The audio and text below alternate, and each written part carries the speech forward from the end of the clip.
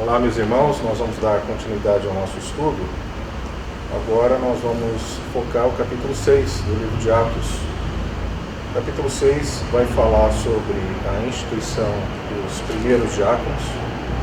Embora essa palavra diácono ela não é usada nesse texto. Posteriormente, Paulo regulamenta o uso dessa palavra na igreja, mas nesse primeiro momento nós não encontramos a palavra diáconos. Vamos comentar um pouquinho sobre isso. Então foi o momento em que foram instituídos os, entre parênteses, diáconos. E nós vamos conhecer um pouco da história de Estevão também, que foi considerado o primeiro diácono da igreja primitiva. Então vamos começar no verso 1, capítulo 6. Ora, naqueles dias, multiplicando-se o número dos discípulos, houve murmuração dos helenistas contra os hebreus, porque as viúvas deles estavam sendo esquecidas na distribuição diária. O que me chama muita atenção nesse capítulo 6 é que surgiu um problema na igreja. E esse problema ele foi equalizado, foi solucionado, à medida em que eles estabeleceram as prioridades, identificaram qual era o problema a ser resolvido, elegeram as pessoas ideais para participar da seleção desse problema e delegaram responsabilidade para que o problema fosse resolvido. Então, em poucos versículos, nós veremos aqui um passo a passo da solução de um problema que surgiu na igreja primitiva. E se nós observarmos os capítulos anteriores de Atos, nós veremos que a igreja, em alguns momentos, se voltava para si mesma. Em alguns momentos a igreja se preocupava em resolver problemas internos, ou estava reunida em oração, ou estava buscando a presença de Deus. Era um movimento para dentro de si mesmo. Em outros momentos, nós vemos a igreja se voltando para fora, pregando a palavra. Na primeira pregação de Pedro, 3.000 almas se converteram. Nós vemos também, nesses 5 primeiros capítulos de Atos, a igreja sendo perseguida. Mas o que chama atenção é essa alternância entre momentos em que a igreja investia no seu ambiente mais íntimo, mais particular, e momentos em que a igreja se voltava para fora. E nós encontramos nisso um equilíbrio. A igreja equilibrada ela funciona assim. A igreja equilibrada ela procura resolver os seus problemas internos, aplicando os princípios bíblicos, a forma correta de fazer, a abordagem sendo feita da forma correta, amorosa, com propósito. E a igreja equilibrada é aquela que se volta para fora também, para evangelizar, para pregar a palavra, se preocupando com os perdidos, se preocupando com a necessidade da comunidade. Então encontramos aqui uma igreja sendo formada e já buscando esse equilíbrio. E também aqui nós percebemos nesse capítulo 1 que o problema foi identificado. A palavra usada aqui é murmuração. No original, no grego, essa palavra murmuração é uma, não sei quantos se lembram, né, das aulas no ensino médio, é uma onomatopeia. É uma forma de você expressar o significado de alguma palavra através do som. Por exemplo, tic-tac do relógio. Isso é uma onomatopeia. Então a palavra murmuração no grego tem a ver com isso. É como se você estivesse sussurrando. Então no grego a palavra é a emissão de um som baixo, como se algo estivesse sendo passado para alguém. Você comunicar alguma coisa para alguém sussurrando, falando muito baixinho, né? Então foi percebida ali essa murmuração, essa conversa de bastidores, essa murmuração entre os helenistas e os hebreus. Quem eram os helenistas? Eles eram judeus que receberam influência da cultura grega. Eles não eram judeus nativos de Israel. Eles estavam participando no passado da diáspora, né? Israel foi invadida, né, por vários povos, vários impérios diferentes, né, pelos babilônicos, pelos persas, e esses judeus eles foram levados ao cativeiro e eles de uma certa forma foram influenciados pela cultura desses impérios, mas existiam aqueles que podemos chamar assim de judeus de raiz, que eram nativos ali de Jerusalém, de Israel, e que eram mais conservadores. Eles não sofreram tanta influência dos gregos, né? Então existia essa divisão na igreja. Na verdade, existiam 3 classes de cristãos na igreja: os hebreus, que eram considerados os nativos, os mais conservadores, os mais puros talvez, que eram os cristãos de primeira categoria. Os helenistas receberam essa influência da cultura grega, e também aqueles gentios, né, os que se converteram de povos da região, os gentios, que seriam considerados como a terceira classe. Infelizmente existia essa divisão na igreja. Claro que isso foi sendo trabalhado, foi sendo tratado por Deus, e a igreja foi crescendo em maturidade. E aqui nós encontramos uma solução para o problema que estava surgindo, em que a decisão tomada foi extremamente sábia. Então nós vamos entender nos próximos versículos. Havia aqui então uma divisão desigual entre os alimentos que eram distribuídos para as viúvas dos helenistas, que eram cristãos, e dos cristãos que eram hebreus, né? De forma que os helenistas, as viúvas helenistas, estavam sendo prejudicadas, né? O verso 12: Então os 12 convocaram a comunidade dos discípulos e disseram: Não é razoável que nós abandonemos a palavra de Deus para servir à mesa. Então aqui eles começam a tomar uma decisão para a solução do problema. Eles priorizaram. Eles colocaram numa posição de importância fundamental a pregação da palavra. Então os apóstolos, né, os anciãos daquele grupo, os líderes principais que se ocupavam na pregação da palavra, não poderiam abrir mão dessa atividade tão importante para lidar com essas questões da distribuição de alimentos. Não que elas não fossem importantes, elas eram de importância fundamental, principalmente no que se refere às viúvas. E lá no Velho Testamento, na lei, existia um cuidado especial que deveria ser tomado com relação às viúvas. Porque naquela cultura, naquela sociedade, a partir do momento que uma mulher não tivesse um homem como autoridade sobre ela, ela não teria autonomia para simplesmente começar a trabalhar e ganhar o seu dinheiro. Não havia essa liberdade. As mulheres não tinham essa prerrogativa. Então elas eram condenadas a mendigar nas ruas, ou então ser sustentada, né, por alguém piedoso, ou pelos seus parentes, ou por talvez um homem remidor da mesma família, né, do seu ex-marido, daquele que havia falecido, para que desse continuidade, suscitasse continuidade à sua descendência, né? Então a condição de fragilidade das viúvas e dos órfãos naquela sociedade era muito grande, né? E no verso 3: Mas irmãos, escolhei dentre vós 7 homens de boa reputação, cheios do espírito de sabedoria, aos quais encarregaremos deste serviço. Então, identificaram o problema, estabeleceram prioridades, e aqui eles estão agindo. Eles decidiram então submeter isso à congregação. Não foi uma decisão fechada apenas aos líderes, aos apóstolos, aos líderes principais da igreja, mas o problema foi compartilhado com a comunidade.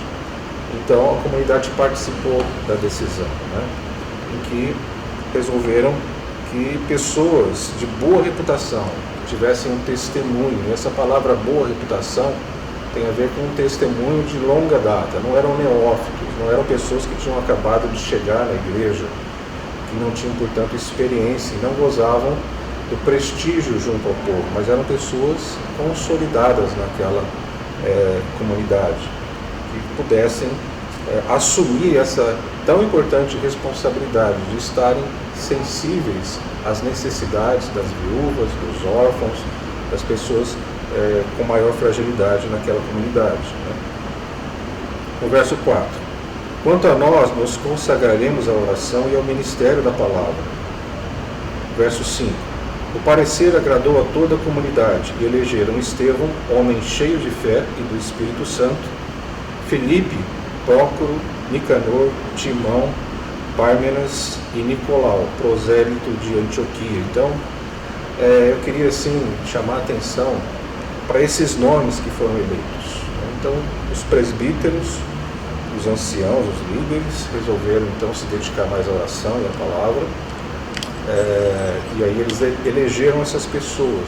Então, é o primeiro momento aqui no livro de Atos em que nós vemos sendo constituído uma segunda atividade, uma segunda função dentro do corpo daquela comunidade. Então, existiam os líderes principais, os apóstolos, e agora surgiram vamos chamar de diáconos, por não termos um outro nome para qualificá-los aqui, mas a palavra diácono não é usada nesse momento. Aqui então esses nomes citados são todos de origem grega. Então, veja que interessante, como a igreja, com muita sabedoria, resolveu aquele problema. Aqueles que estavam murmurando eram os gregos, eram os helenistas. Então foram exatamente estes helenistas que foram eleitos para estarem à frente dessa distribuição, já que havia uma murmuração e uma dúvida que foi colocada sobre a distribuição desses alimentos, priorizando as viúvas dos hebreus. Então decidiram que os helenistas e os gregos tomassem essas decisões, fizessem essa divisão. Eu achei de extrema sabedoria, de humildade, essa decisão daquela comunidade, daqueles líderes. No verso 6, apresentaram-nos perante os apóstolos e estes, orando, lhes impuseram as mãos. Então esse ato de impor as mãos tem a ver com delegação de autoridade, comissionamento. Nós encontramos esse tipo de ato lá no Velho Testamento, nos momentos em que aqueles animais que iam ser sacrificados, eles recebiam uma identificação por parte daqueles que ofertavam. Então você levava um animal para ser sacrificado no Velho Testamento, impunha as mãos sobre ele, significando que havia uma identificação entre os seus pecados e aquele animal, como se aquele animal recebesse a carga dos seus pecados, e o animal então seria sacrificado como pagamento pelos pecados cometidos. Mas nesse caso, a imposição de mãos sim tem uma conotação de identificação, mas tem uma conotação de transferência de autoridade, de comissionamento. Então, é o primeiro trecho em Atos em que nós vemos, inclusive no Novo Testamento, esse tipo de atitude sendo colocada na comunidade. E o resultado disso, nós identificamos aqui um problema, uma discordância, foi feita uma identificação do que precisava ser feito, pessoas receberam comissionamento para resolver o problema, e o resultado disso nós encontramos no verso 7. E crescia a palavra de Deus, e em Jerusalém se multiplicava o número dos discípulos. Também muitíssimos sacerdotes obedeciam à fé. E nós percebemos esse crescimento da igreja em número. No começo 120, depois da pregação de Pedro 3.000, depois 5.000. Enfim, houve uma grande multiplicação dos crentes. A palavra de Deus ela foi sendo difundida por toda aquela área. Mas eu chamo a atenção para o resultado. Até o verso 6 são descritos os problemas, a metodologia usada para resolver o problema, as atitudes que foram tomadas, e no verso 7, a consequência, o crescimento da igreja. Então, à medida que a igreja se volta para os seus problemas, resolve os seus problemas interiores, internos, isso traz como resultado o crescimento, a maturidade. Agora aqui, a partir do verso 8, nós vemos então o surgimento de Estevão. Estevão foi o primeiro mártir da igreja, registrado aqui no livro de Atos. E foi um dos que foram escolhidos para fazer parte desse grupo de pessoas que estariam agindo mais na área social da igreja. E ele não era apenas um diácono, ele tinha um perfil muito mais de um evangelista, cheio do Espírito, cheio do poder de Deus. E nós veremos no capítulo 7, quando estudarmos melhor o discurso de Estevão, como esse homem conhecia da história de Israel, como esse homem tinha a graça de Deus para argumentar com aquelas pessoas. E ele descreve com muitos detalhes tudo o que aconteceu, o tratamento de Deus com a nação de Israel, até desembocar na crucificação de Jesus. Mas esse é um assunto capítulo 7. No verso 8 diz assim: Estevão, cheio da graça e poder, fazia prodígios e grandes sinais entre o povo. Levantando-se, porém, alguns dos que eram da sinagoga chamada dos libertos, dos sirineus, dos alexandrinos e dos da Cilícia e Ásia, e discutiam com Estevão. Então, Estevão tinha tanta sabedoria que as pessoas não tinham argumento para contradizê-lo. Então, o que eles fizeram? O que os líderes religiosos fizeram? Eles levantaram uma grande oposição a Estevão. Nós veremos aqui que eles usaram da manipulação, da calúnia, usaram também da violência para calar Estevão, porque não podiam resistir à sabedoria com que ele falava. E aqui faz menção das sinagogas. O que são sinagogas? São espaços em que os judeus se reuniam para estudar a palavra, era um momento de oração, eles interpretavam a Torá, a lei, e ali eles podiam estar reunidos. Isso aconteceu principalmente naqueles judeus que participaram da diáspora, que foram tirados da sua terra natal e foram servir aos impérios dominadores nas suas terras. E eles criaram então esses espaços, né? O templo havia sido destruído e o espaço que eles encontraram para desenvolver os seus conhecimentos bíblicos, teológicos, a interpretação da Torá, eram as sinagogas. As cidades são citadas aqui, né? Alexandrina, por exemplo, é uma cidade no norte, né, da África, e as outras que são também relacionadas nesse texto, né? No verso 11: Então subornaram homens que disseram: Temos ouvido este homem proferir blasfêmias contra Moisés e contra Deus. Então mentiras eram levantadas contra Estevão, já que não tinham poder para contradizê-lo, né? No verso 13: Apresentaram testemunhas falsas e depuseram: Este homem não cessa de falar contra o lugar santo e contra a lei, né? Então, calúnia. E no verso 15: Todos os que estavam assentados no sinédrio, fitando os olhos em Estevão, viram o seu rosto como se fosse rosto de anjo, ou seja, um semblante sereno, um semblante calmo. Então, diante dos seus acusadores, diante dos seus algozes, Estevão foi tomado de uma grande paz, de uma grande serenidade. Claro que a presença de Deus sobre a vida dele, ele conferindo autoridade para falar todas essas coisas, e ele mesmo sabendo, né, com certeza, que a sua vida estava em risco. Mas em momento algum ele se furtou a não falar, não proclamar a verdade diante daqueles homens, né? Então aqui nós encerramos o nosso capítulo 6 e até o nosso próximo encontro, que veremos o capítulo 7. Deus abençoe a todos.